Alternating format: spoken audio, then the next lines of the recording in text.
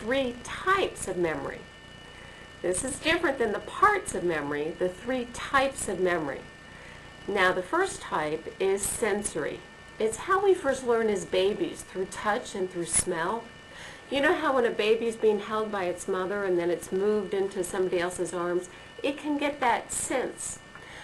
Also, research has found that children who were adopted at birth and then are rejoined with their original birth mother, they say, oh, I can smell. That's a familiar smell. I know her because of the smell. So even though sensory is fleeting, it's just seconds, it still is a powerful lingering information in our mind. Just as when you smell someone's cologne or perfume, even if you're not with that person and let's say you're walking into a store and you smell that cologne, all of a sudden you'll think of that person.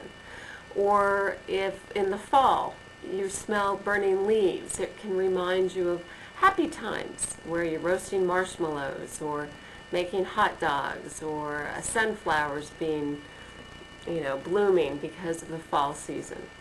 So even though sensory is just fleeting, again, it's a very powerful sense to trigger memory.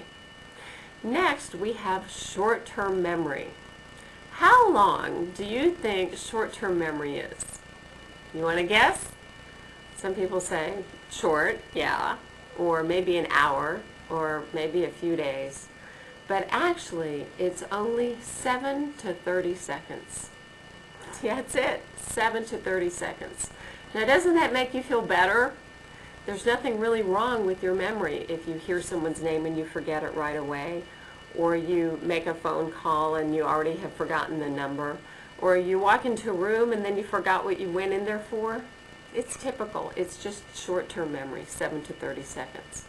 Now, the beauty of this method is that when you make something into a tangible picture, you change it from short-term memory, that would have been 30 seconds, into long-term memory. How long do you think long-term memory is? Well, if you said forever, you're right. Can you think of the first house or apartment residence that you ever lived in? Or your first pet? Or your first boyfriend or girlfriend? Or your first kiss or first Valentine? Well, all that's stored in your memory, and it's easy to recall it just by asking a question and then the picture comes to your mind. Now, let's say you're learning people's names and you hear somebody's name, as I said, Mike or Sally.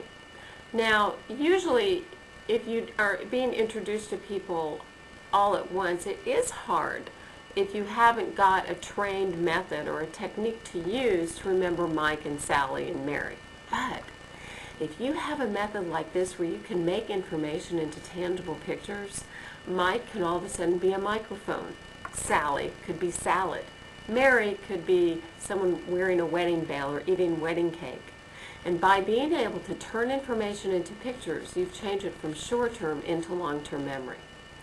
Well, you're probably asking the question of, well, what about in between? What's like an intermediary? Well, that's kind of like the spelling test that we used to ace on Friday and forget by Monday.